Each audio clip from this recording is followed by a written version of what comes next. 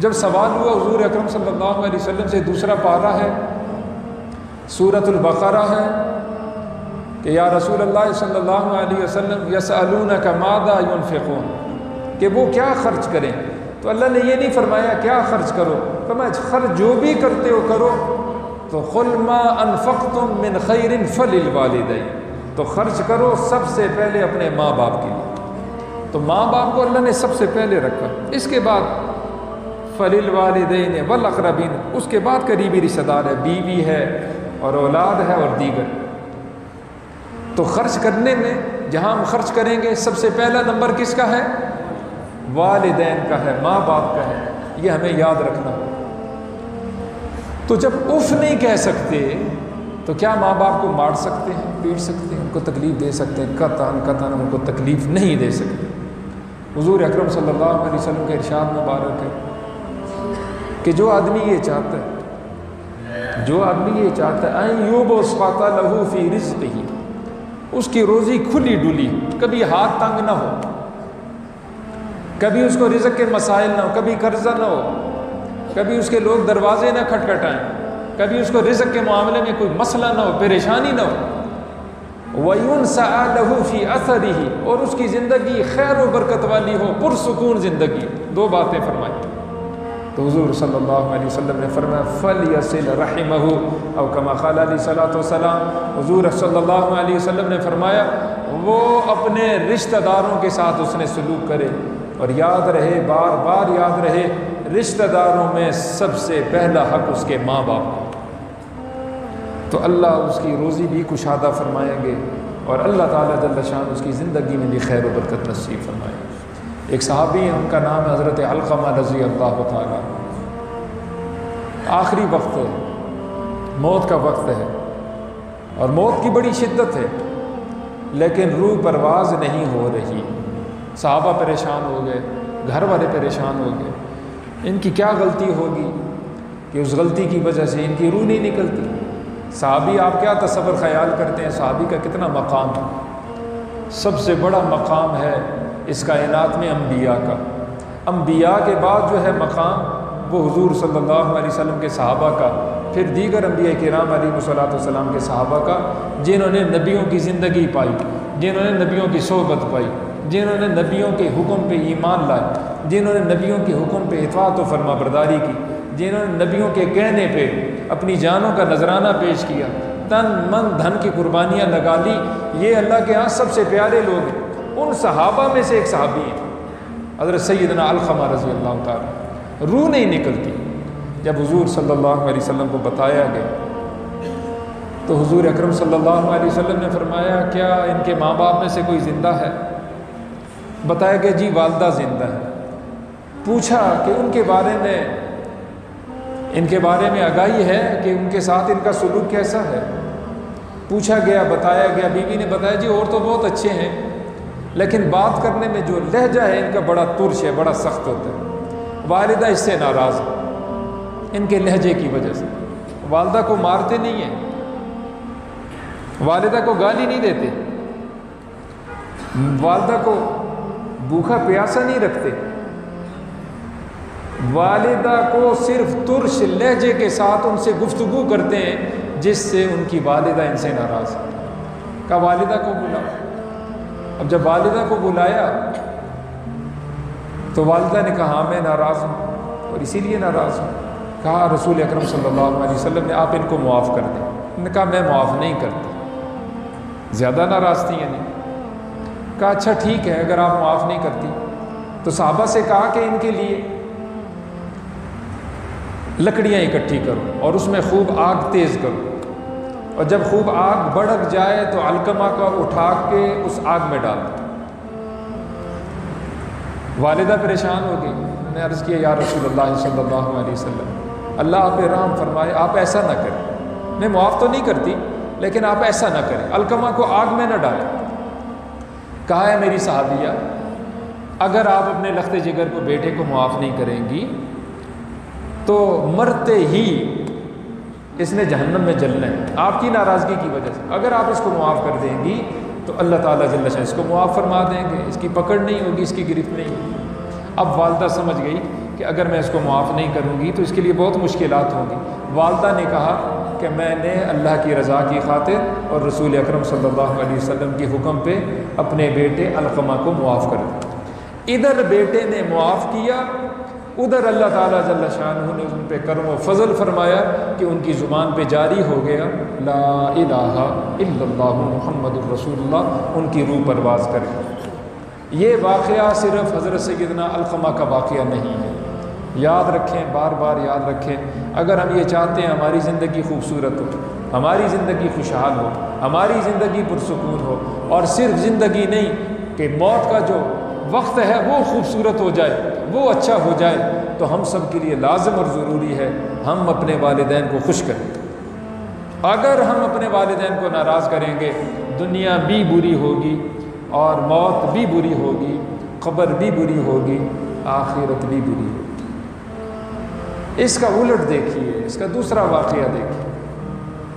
بخاری شریف کی روایت ہے، 3 لوگ سفر کر رہے تھے، دوران سفر شدید بارش شروع ہو گئی، انہوں نے اپنی جان بچا کے ایک غار کے اندر پناہ حاصل کر لی، اور اللہ کی شان بارش اتنی شدید ہوئی، طوفانی ہوئی کہ اس غار کے اوپر سے ایک بڑی چٹان سرکی اور بالکل غار کے منہ کو اس چٹان نے بند کر دیا۔ یہ تینوں اس کے اندر پھنس گئے۔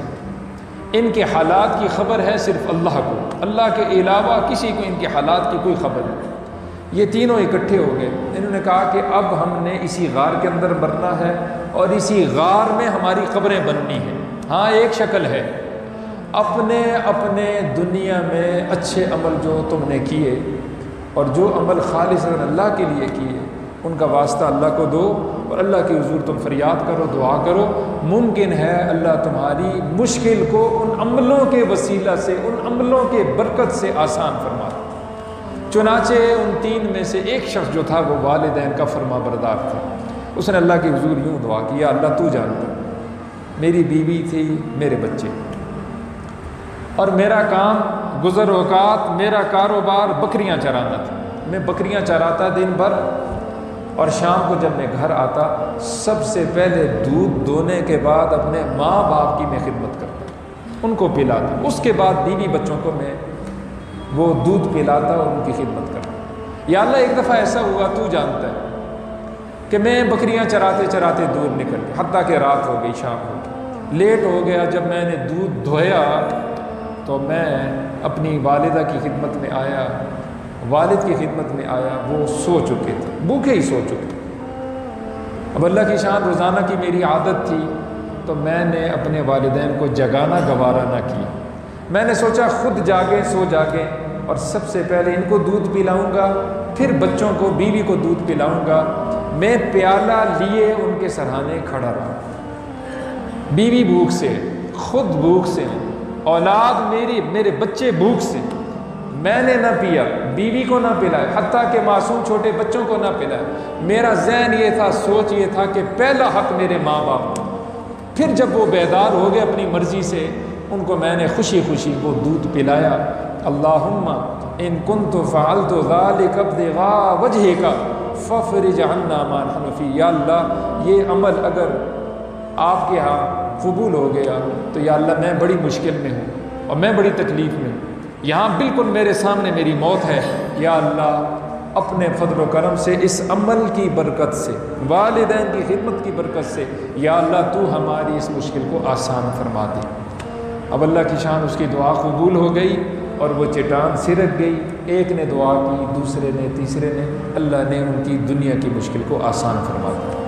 اس واقعہ میں ہم سب کے لیے سبق ہے، ایک تو دنیا اچھی ہوگی، عمر میں برکت ہوگی، زندگی میں برکت ہوگی، صرف اسی پہ بس نہیں بلکہ جو تمہاری دنیا میں مشکلات آ جائیں گی، اللہ تعالیٰ جل شانہ والدین کی خدمت کی وجہ سے اللہ تمہاری دنیاوی مشکلات کو آسان فرما دے گا۔ یہ ہم سب کے لیے سبق ہے، اور ہم سب کے لیے اللہ تعالیٰ جل شانہ نے اس واقعہ میں بہت بڑا میسج اور بہت بڑا پیغام رکھا۔ عرب کا واقعہ ہے کہ ایک آسودہ حال بیٹے نے اپنے والدین کے لیے علیحدہ کونے میں، اپنے گھر کے کونے میں، اس کا گھر بہت بڑا، کوٹھی نما، بڑی حیثیت والا، گھر کے کونے میں ماں باپ کا ایک چھوٹا گھر بنا دیا اور وہاں ان کے لیے ان کی خدمت کا بندوبست بھی کر لیا، کھانا پینا بھی جس طرح خود کھا رہا ہے اسی طرح کھلا رہا ہے، لیکن گھر ان کا ایک سائڈ پہ بنا دیا کہ چلو یہ یہاں رہیں، میرے بچے متاثر ہیں۔ اب اللہ کی شان، اس کے بچے اتنے سمجھدار تھے کہ سب کچھ سمجھتے۔ بچہ ڈرائنگ جس طرح بچے کرتے ہیں نا، کچھ سندریاں بناتے ہیں، گھر بناتے ہیں، کچھ مختلف اشیاء بنا دیتے۔ بچے نے اپنی کاپی پہ ایک گھر بنایا خوبصورت، اور ایک کونے میں چھوٹا گھر بنا دیا۔ اب والد اپنی اولاد سے بہت پیار کرتا ہے، یہ تو سیدھی بات ہے۔ والد نے جب دیکھا، ماں نے دیکھا، باپ نے دیکھا، بچے سے پوچھا بیٹا یہ آپ نے کیا بنایا؟ کہا میں نے اپنا گھر بنایا۔ اچھا یہ چھوٹا گھر کیا بنایا؟ اس نے کہا جی یہ چھوٹا گھر آپ کے لیے بنا، جب آپ بوڑھے ہو جائیں گے، ہماری شادیاں ہو جائیں گی، ہماری اولاد ہو جائے گی، تو اس وقت یہ بڑے گھر میں رہوں گا اور چھوٹے گھر میں آپ رہیں گے۔ یہ چھوٹے بچے نے والدین کو بڑا میسج سمجھا دیا۔ والدین کی آنکھوں سے آنسو جاری ہو اور بھاگے دوڑے اور والدین سے معذرت کی، معافی مانگی کہ للہ فی اللہ مجھے معاف کر دیں، ہم نے بڑی غلطی کی، اپنے سے آپ کو جدا کر دی۔ اس وقت تو ہم خود خدمت کرتے ہیں، ہم آپ کی خدمت کر سکتے ہیں، ہم نے زیادتی کی کہ آپ کے لیے علیحدہ کمرہ بنا دیا، علیحدہ گھر بنا دیا، آپ کو اپنے سے جدا کر دیا، اپنی محبتوں سے، شفقتوں سے آپ کو محروم کر دیا۔ اب وہاں آپ نہیں رہیں گے، آپ گل مل کے ہمارے ساتھ رہیں۔ یہ ہم سب کے لیے سبق ہے۔ سعودی عرب کا ایک واقعہ، چھوٹے بھائی نے جس کی عمر تقریباً 50 سال، بڑے بھائی کے خلاف مقدمہ کیا جس کی عمر 60 سال۔ مقدمہ روپے پیسے کا نہیں، مقدمہ عورتوں کا نہیں، مقدمہ کاروبار کا نہیں ہے، زمین کا نہیں ہے، گھر کا نہیں، کسی سلسلے کا نہیں۔ مقدمہ یہ تھا، چھوٹے بھائی نے یہ مقدمہ کیا کہ میرا بڑا بھائی عرصہ 20 سال سے اپنی ماں کی خدمت کر رہا ہے اور اللہ میرے بھائی کو جزائے خیر دے، اس نے حق ادا کیا اپنی ماں کی خدمت کرنے کی۔ 20 سال سے یہ خدمت کر رہے ہیں، میری ماں 100 سال سے زائد کی، میں یہ چاہتا ہوں کہ یہ خدمت اب میرے سپرد کی۔ میں نے اپنا پورا زور لگا لیا، پوری کوشش کر لی، ذات کے اعتبار سے، متعلقین کے اعتبار سے، خاندان کے اعتبار سے، لیکن میرا بھائی کسی طور پر یہ خدمت مجھے دینے کے لیے تیار نہیں، اور میں یہ چاہتا ہوں بذریعہ عدالت یہ خدمت میں اپنے حق میں لے لوں۔ اب جج بڑا حیران تھا، اور جو جج ہیں ان کی ہمیشہ یہ کوشش ہوتی ہے کہ چلو ان کو موقع دیا جائے کہ آپس میں مل بیٹھ کے یہ کوئی آپس میں ایسا سلسلہ کر لیں کہ جس میں دونوں راضی ہوں۔ انہوں نے بڑی کوشش کی لیکن کسی طور پہ نہیں۔ پھر جج نے ان کو راضی کرنے کے لیے کہا اچھا چلو 15 دن ایک بھائی، 15 دن دوسرا بھائی۔ بڑے بھائی نے کہا نہیں، میں اس کے لیے تیار۔ چلو ایک مہینہ دوسرا، اس نے کہا نہیں۔ ایک ہفتہ ایک بھائی، دوسرا ہفتہ دوسرا بھائی، اس نے کہا نہیں کسی طور پر۔ اب اللہ کی شان، جب کسی طور پر وہ تیار نہ ہوئے تو جج نے اپنے طور پر یہ فیصلہ دیا، کیونکہ بڑا بھائی جو ہے وہ 60 برس کا ہے، چھوٹا بھائی جو ہے وہ 50 برس کا ہے، تو دونوں کی عمروں میں 10 برس کا فرق ہے، اور 20 سال تک بڑے بھائی نے خدمت بھی کی ہے۔ تو اب عدالت یہ فیصلہ دیتی ہے، کیونکہ بڑا جو ہے وہ بوڑھا ہو چکا ہے، تھوڑا کمزور ہے چھوٹے کی نسبت سے، چھوٹا اچھی خدمت کر سکتا ہے بڑے کی نسبت سے، لہٰذا والدہ کی خدمت اب بڑا نہ کرے بلکہ والدہ چھوٹے بھائی کو دے دیے جائیں، تاکہ چھوٹا بھائی اپنی ماں کی خدمت کرے۔ تاریخ شاہد ہے، اور یہ واقعہ آن دا ریکارڈ موجود ہے کہ جب یہ فیصلہ ہو گیا، عدالت نے چھوٹے بھائی کو ماں کی خدمت کا حق دے دیا، تو بڑا بھائی روتا تھا اور بل بلا کے روتا تھا، اور وہ کہتا تھا کہ کاش کہ میں جوان ہوتا، میرے بڑھاپے نے میری ماں کی خدمت مجھ سے چھین لی، میرے بڑھاپے نے میری ماں کی خدمت مجھ سے چھین لی۔